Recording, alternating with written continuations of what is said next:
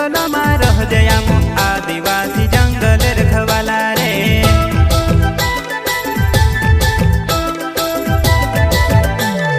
चल जंगल जमीन काजे पूजे रे आदिवासी दुनिया ने रखवाला रे। बाप देव खतरी काजे पूजे रे आदिवासी सबसे निराला रे।